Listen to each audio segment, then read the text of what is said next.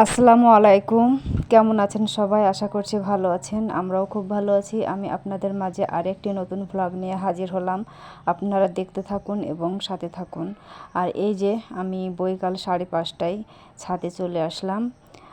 আর আপনাদের এমন একটি ভিডিও শেয়ার করব যা আপনাদের খুবই ভালো লাগবে দেখতে, আবার আপনাদেরও কাজে আসবে।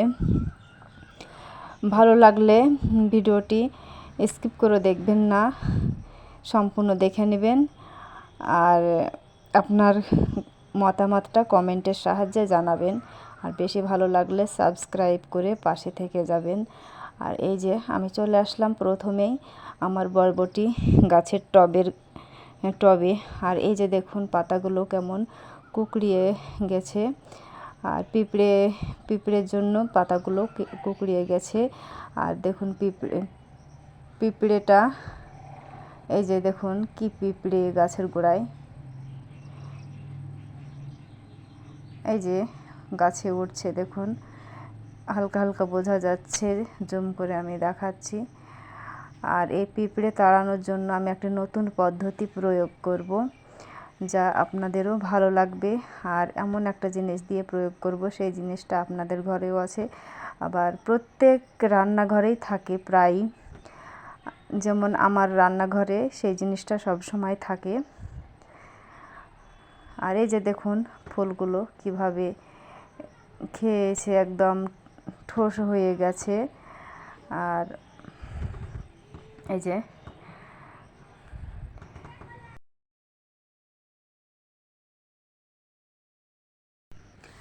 আর এই যে দেখুন, এটাকে হয়তো সবাই চিনতে পেরেছেন।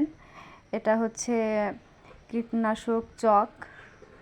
এটা আরশোলা, পোকামাকড়, টিকটিকে, পিঁপড়ে সব কিছুই তাড়ানো যায় এটার সাহায্যে। তাই আমি এটা দিয়ে আমি আজকে লক্ষণ রেখা আমি টেনে দেব টবের গোড়ায়। আর এটা যে কোনো মুদিখানা কিংবা স্টেশনারি দোকানে পাওয়া যায়। এর দাম মাত্র 20 টাকা। হয়তো কেউ কেউ জানেন, আবার হয়তো কেউ জানেন না এই জিনিসটা কি, অনেকেও হয়তো জানেন না। আর এই যে আমি এইটা দিয়ে টবের আমি চারি সাইডে আমি দাগ দিয়ে দিব, লক্ষণ রেখা আমি টেনে দেব। দেখুন আমি কিভাবে লক্ষণ রেখাটা টেনে দিচ্ছি প্রতিটা টবে। আর যে গাছগুলো লতানো আছে সেগুলো হবে না, সেগুলো মানে টবের বাইরে সে গাছগুলো থাকে। আর সেই গাছে টবের মানে টবের বাইরে দিয়েও পিঁপড়ে উঠতে পারে।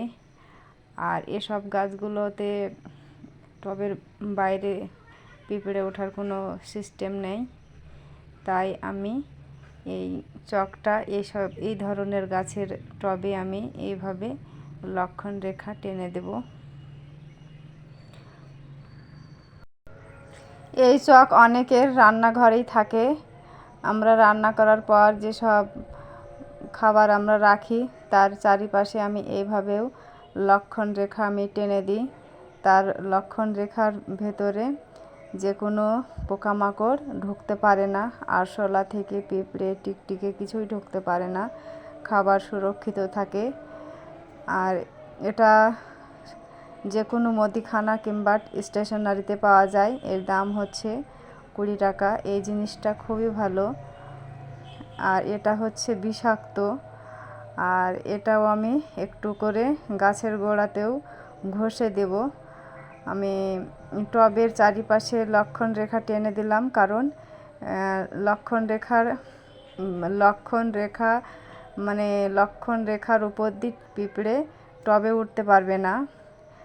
আর আমি গাছে এইভাবে ঘষে দিচ্ছি, তার কারণ হচ্ছে গাছের ফুলের ভেতরে যে পিঁপড়েগুলো আছে সেগুলো মারা যাবে এবং পালিয়ে যাবে।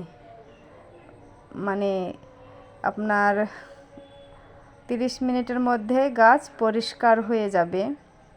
তাই আমি গাছের গোড়াতে এইভাবে আমি চক ঘষে দিচ্ছি।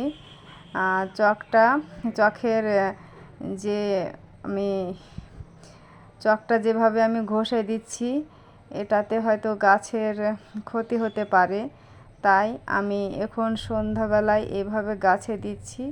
আর গাছটা সকালে জল দেওয়ার সময় ধুয়ে ফেলতে হবে।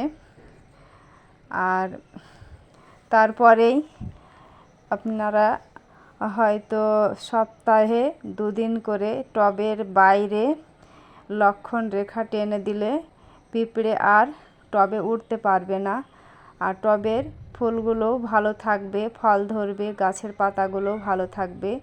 এই যে তারপরে আমি মরিচের টবে এইভাবে লক্ষণ রেখা টেনে দিচ্ছি। আমি এই গাছে অনেক কিছু আমি স্প্রে করে আমি পিঁপড়ে তাড়াতে পারিনি, তাই আমি শেষমেশ আমি মাথায় বুদ্ধি খাটিয়ে আমি এই কাজটি শুরু করলাম। আজকেই প্রথম শুরু করছি। আর এভাবে টবে যদি লক্ষণ রেখা এভাবে টেনে দেওয়া হয় তাহলে গাছেরও ক্ষতি হবে না, টবের বাইরে দিলে পিঁপড়েও উঠতে পারবে না, গাছগুলো সুরক্ষিত থাকবে। আর কালো মাছি মারার জন্য অনেক রকমের পদ্ধতি আছে, সেগুলো প্রয়োগ করলেই হবে। আর তারপরে আমি 30 মিনিট পর সন্ধ্যার পর চলে আসলাম গাছগুলো দেখতে পিঁপড়ে আছে কি তাই। আর এই যে দেখুন একদম একটাও পিঁপড়ে নেই, একদম পরিষ্কার গাছ। এইভাবে আপনারাও চেষ্টা করে দেখুন, গাছ খুবই ভালো থাকবে। আর আজকের মতোই ভিডিওটি শেষ করলাম। ভালো থাকবেন, সুস্থ থাকবেন। আল্লাহ হাফেজ।